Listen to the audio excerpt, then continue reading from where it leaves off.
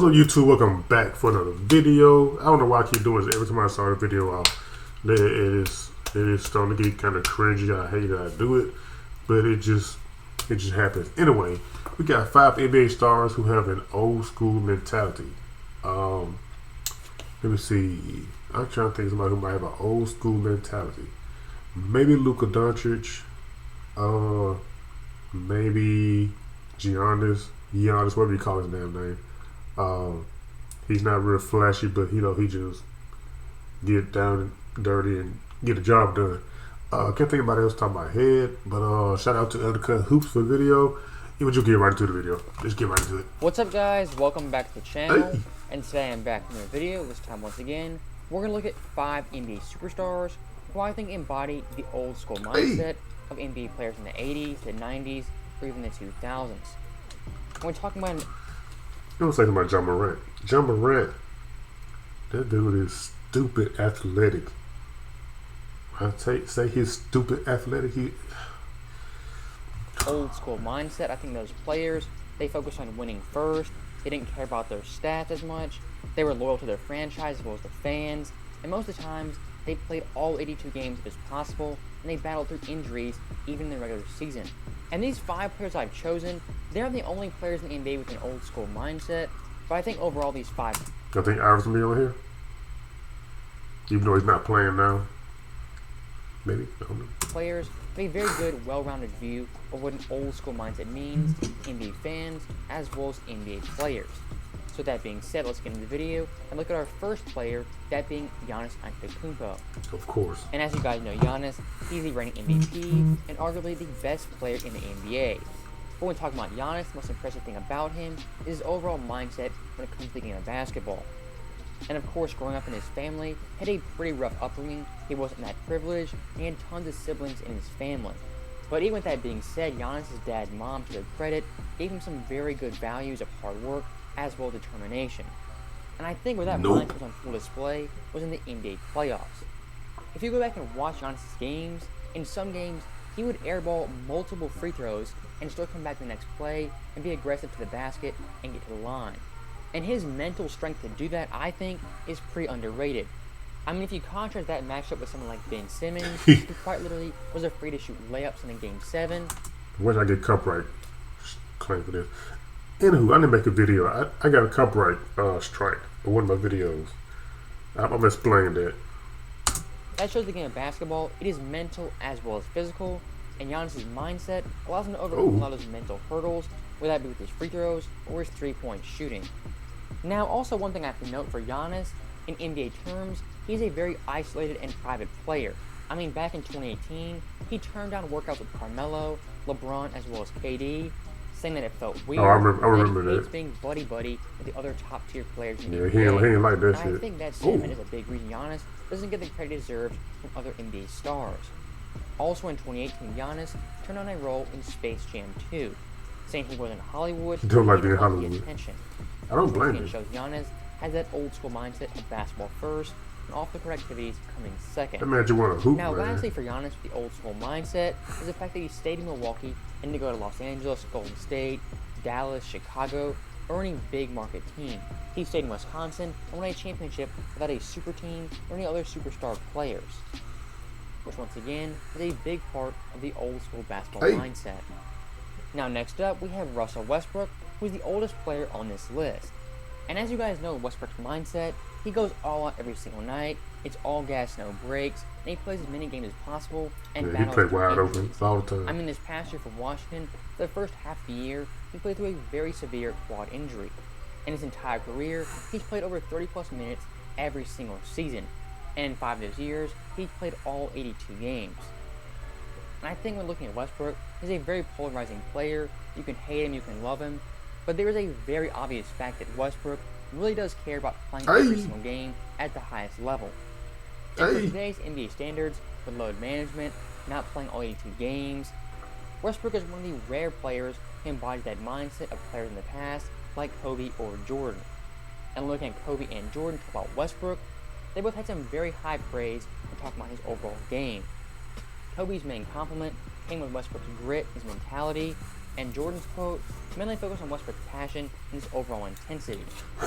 So once again with Westbrook, when it comes to a mentality standpoint, he has grit, he has toughness, he has intensity, and he has the will to play all 82 games. But he has sometimes like poor shot selection, poor judgment as far as like running the offense and stuff. It's just a lot of small stuff that he can fix by being better mentally and staying focused and engaged in the game. Games or as many games as possible. Hey. But I never see a lack of effort. To me, he's Only Russell Westbrook is the only other guy. he's a big Russell Westbrook. The only other guy I see. Russell Westbrook and Giannis play harder than any two players in the NBA. Like every single night, they give maximum effort. They do. The only other, I can't even think of anybody, even in my day, who gave maximum effort. Malcolm Now Alpha. next up, we have John Morant, the youngest player on this list. And why I put him on this list? Because growing up, his path to the NBA was anything but ordinary.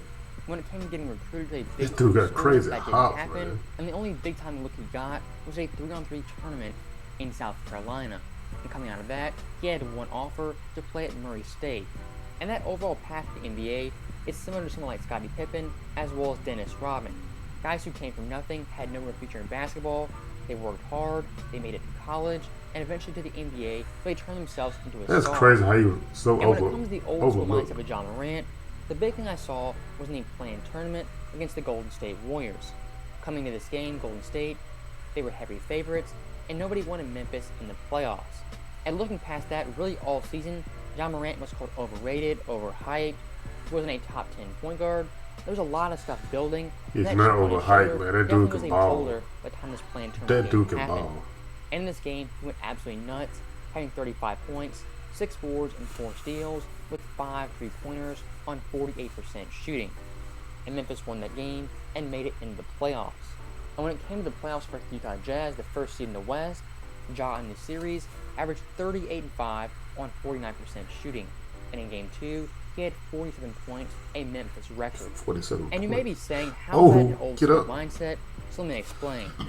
John Morant spent the entire year. He didn't talk trash about any people in the media. He No, he didn't didn't. respond to fans. Nope. He stayed focused Yep. and had one singular goal. And when everyone doubted him, he brought his best to that game in Golden State. Now, next up on our list, we have Damien Lillard, a guy who had a very similar path to the NBA as John Morant. As coming into college, he had one offer, that being to Weber State. And in high school, he was a 3-star prospect and far from a marquee player. 3-star, damn. And after getting drafted to Portland, he's Look at played him for now. the past 10 years, becoming one of only 4 active players to be on a team for a decade plus. Now, in the past few months as well as years, Damien Lillard has been involved in many trade talks and free agent rumors. And for the most part, he has shut down every single rumor that he wants to leave Portland. And in the age of player mobility and free agency, as well as super teams, that mindset is pretty odd for the modern day player. But for Dame Lillard, he has some pretty good reasons as why he wants to stay in Portland. I think just because this is where I started my career, my family moved here, and it's a good living. We like living here, and it's not It's like loyal as I'm hell. playing for a bad organization. It's been a great organization to play for, a great city to live in, great fans. We've had success. We haven't won a championship. I'm sorry for pausing all the time. But you say it's a great organization, but you gotta think about the like how they dealing with like surrounding good players around here. They're not doing a good job of that. It's that's another story. I'm not gonna hold y'all too long. But we've had a lot of success. I think it's a lot of teams around the league that, if they could, they would change places with us in the last 6 years as far as having success and not having success, because only one team can win a championship every year. True. And we working towards being in that position. But for me, I think the loyalty part, that's just who I am. I roll with who I roll with, and if I was to ever not get that loyalty in return. Mind y'all, keep this short.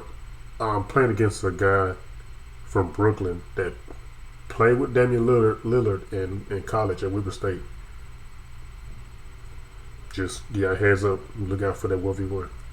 And I can live with that because I don't expect everybody to beat me.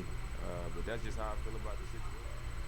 And I think after this year's finals, seeing us in the championship, That, in a weird way, has kind of motivated and validated Dame and his overall point that winning one championship in Portland is more valuable than 3 or even 5 in a Lakers super team.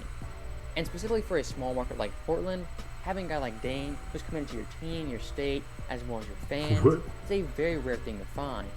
I mean, Talk to in the him, past, Dame. you had Tim Duncan, you had Bird, you had Dirk, Magic Johnson, Kobe, Jordan, who played the majority of their career on one team, and they're committed to that organization. And when you're looking for an old school comparison to Dame, I would look to Reggie Miller, not in terms of play style, but in terms of mindset and Definitely not impact. play style. Reggie, as you guys know, spent his entire career in Indiana, and really for the modern NBA, Reggie is the face of that franchise.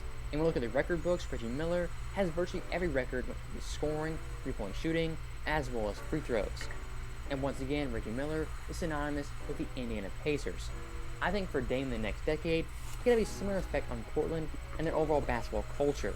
And if he plays 20 years in the NBA, all for one team, that will definitely mean something for his overall basketball legacy. Yeah. So once again, Dame's old school mindset of being loyal to a team as well as fans is a very rare thing in today's NBA with super teams as well as free agency. Now last but not least, we have one I knew Luka it. Doncic. Luka. When talking about Luka's overall basketball mindset, what I see from him early on is his ability to not back down from players and a fearless ability to shoot the ball in the clutch.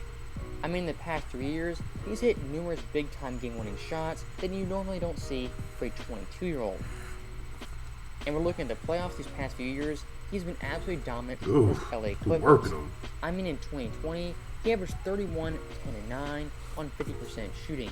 In this past year, he averaged 36, 10, and 8 Almost a on triple-double. 49% shooting. And in both those series, he was absolutely fearless. He didn't back down from Pat Bev, Ooh. Montrezl Harrell, or even Marcus Morris. He went right at those guys and got a bucket anytime he wanted to. Luka ain't scared of nobody. I don't know if it's an international thing, but I think Giannis and Luka both have a very short memory. As Luka in the playoffs, some games he would have big-time air balls. But still the next play, the next game, he would come down and still pull it from 35 feet. Both those guys have very, very short memories, and they're absolutely fearless. But I think the most impressive thing is how Luka handled a loss and his response to him putting up big-time stats. Hey.